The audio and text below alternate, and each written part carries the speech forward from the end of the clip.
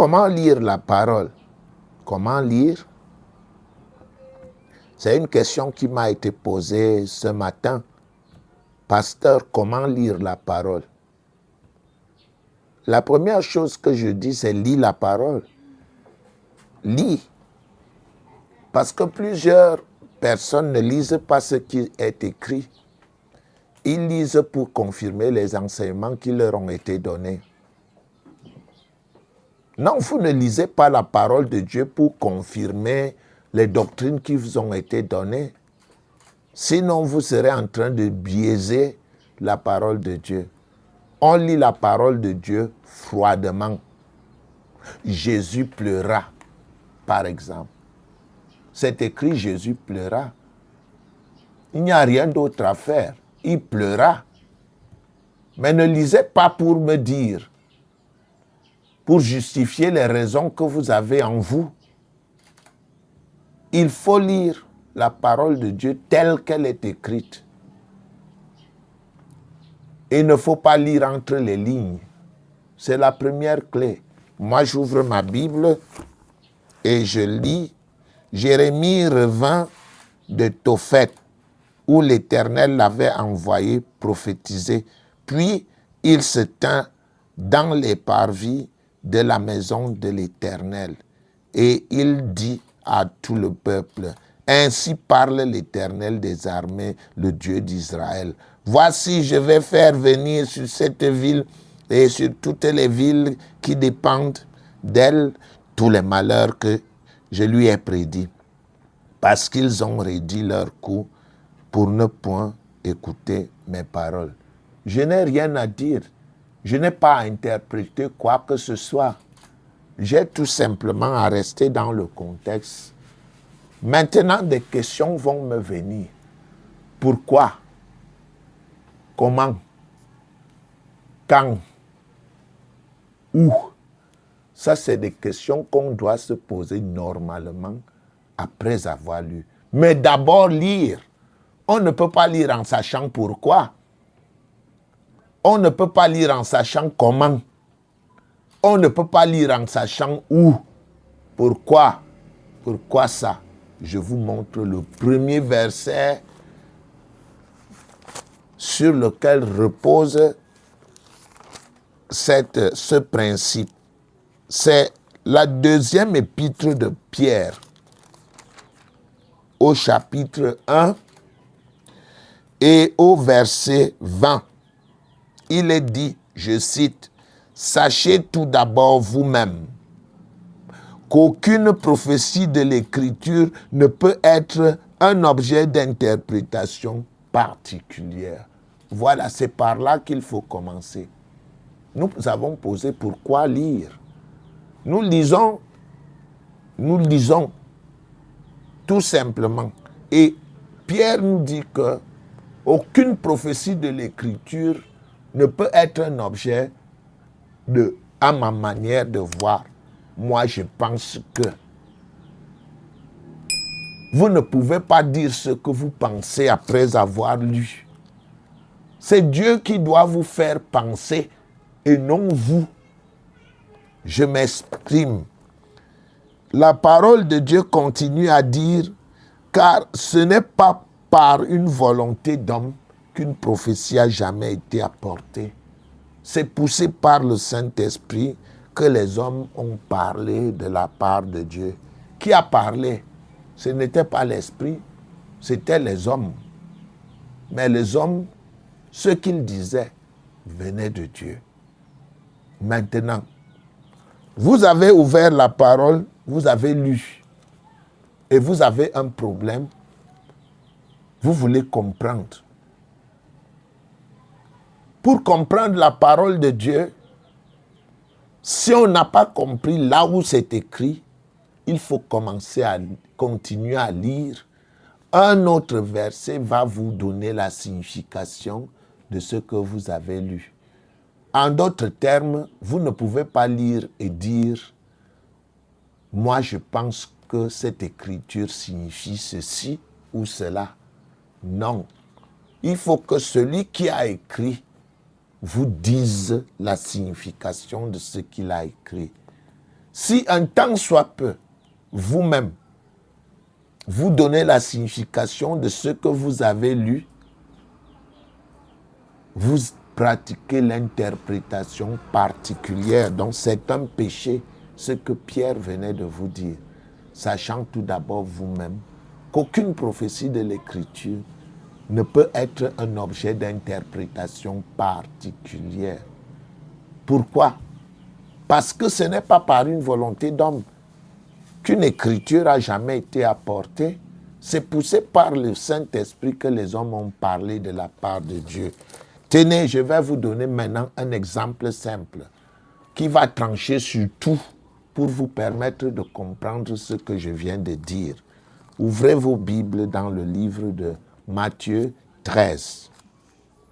En Matthieu 13, il y a un très grand enseignement de Jésus-Christ sur les catégories de personnes qui existent. Alors, dans l'évangile de Matthieu, moi je suis encore à Marc, en Matthieu 13, je vais lire un texte. Matthieu 13, 1. Voilà. Ce même jour, Jésus sortit de la maison et s'assit au bord de la mer. Qu'est-ce que ça veut dire? Il s'assit au bord de la mer. Il n'y a rien d'autre. Une grande foule s'étant assemblée auprès de lui, il monta dans une barque et il s'assit. Toute la foule se tenait sur le rivage. Il leur parla en parabole sur beaucoup de choses et il dit, soyez attentifs. Un semeur sortit pour semer. Comme il semait, une partie de la semence tomba le long du chemin. Les oiseaux vinrent et la mangèrent. Une autre partie tomba dans des endroits pierreux où elle n'avait pas beaucoup de terre. Elle leva aussitôt parce qu'elle ne trouva pas un sol profond. Mais quand le soleil parut, elle fut brûlée et sécha, faute de racines. Verset 7. Une autre partie tomba parmi les épines montèrent et l'étouffèrent. Une autre partie tomba dans la bonne terre. Elle donna du fruit, un grand 100, un autre 60, un autre 30. Que celui qui a des oreilles pour entendre, entende. Waouh! Que celui qui a des oreilles pour entendre, entende. Alors quelqu'un vient et dit, à ma manière de voir, moi je pense que le semeur c'est le diable. À ma manière de voir, moi je pense que le chemin c'est le paradis. Vous êtes dans l'interprétation particulière. Qui vous a expliqué ce que c'est? Le texte biblique dit, aucune prophétie ne peut être un objet d'interprétation particulière. Vous ne pouvez pas dire à ma manière de voir. Si vous n'avez pas compris qui est le semeur, laissez, écrivez semeur. Qui est le semeur? Point d'interrogation. Continuez à lire. Voici l'attitude à avoir. Verset 10. Les disciples s'approchèrent de lui. Ils s'approchèrent et lui dirent, pourquoi leur parles-tu en parabole? Le disciple n'est pas venu dire, moi je pense que, à ma manière de voir, voici ce que Jésus dit. Le maïs, c'est tel. Le semeur, moi je pense que c'est un clochard de Yaoundé. Non. Vous ne pensez pas. Ses disciples lui ont posé la question, Seigneur, pourquoi leur parles-tu en parabole? Et il leur a répondu, parce qu'ils vous a été donné de connaître les mystères du royaume des cieux et que cela ne leur a pas été donné. Car on donnera à celui qui a et il sera dans l'abondance, mais à celui qui n'a pas, on notera même ce qu'il a. C'est pourquoi je leur parle en parabole, parce qu'en voyant, ils ne voient point, et qu'en entendant, ils n'entendent ni ne comprennent. Et pour eux s'accomplit cette prophétie d'Ésaïe, vous entendrez de vos oreilles et vous ne comprendrez point. Vous regarderez de vos yeux et vous ne verrez point, car le cœur de ce peuple est devenu insensible. Ils ont endurci leurs oreilles, ils ont fermé leurs yeux de peur qu'ils ne voient de leurs yeux, qu'ils n'entendent de leurs oreilles, qu'ils ne comprennent de leur cœur, qu'ils ne se convertissent et que je ne les guérisse. Et il continue. Entre-temps, il n'a rien expliqué. Il leur dit simplement pourquoi il leur parle ainsi. Mais heureux sont vos yeux, parce qu'ils voient, vos oreilles, parce qu'elles entendent. Je vous dis la vérité, beaucoup de prophètes et de justes ont désiré voir ce que vous voyez et ne l'ont pas vu, entendre ce que vous entendez et ne l'ont pas entendu. Il a donné toute la doctrine, il a donné tout l'enseignement. Maintenant, écoutez. Mais vous donc, écoutez ce que signifie la parole du Seigneur. Comment? Vous donc, écoutez ce que signifie la parabole du semeur. Vous voyez, il a enseigné, certains n'ont pas compris. Les disciples ont posé la question, pourquoi parles-tu en parabole? Il a expliqué pourquoi. Et il revient maintenant et dit, vous donc, mes disciples, écoutez ce que signifie la parabole du semeur. Les disciples n'ont fait aucun effort. Ils n'ont pas remué leur méninge pour comprendre. Ce qui a été dit a été dit. Ils ont tout simplement écouté. Nous devons tout simplement lire. Et si nous n'avons pas compris, continuons à lire. Et le Seigneur nous montrera là où c'est écrit. Voici donc, écoutez ce que signifie la parabole du semeur. Lorsqu'un homme écoute la parole du royaume et ne la comprend pas, le malin vient et enlève ce qui a été semé dans son cœur. Cet homme est celui qui a reçu la semence le long du chemin. Celui qui a reçu la semence dans les endroits pierreux, c'est celui qui entend la parole et la reçoit aussitôt, avec joie. Mais il n'a pas de racine en lui-même.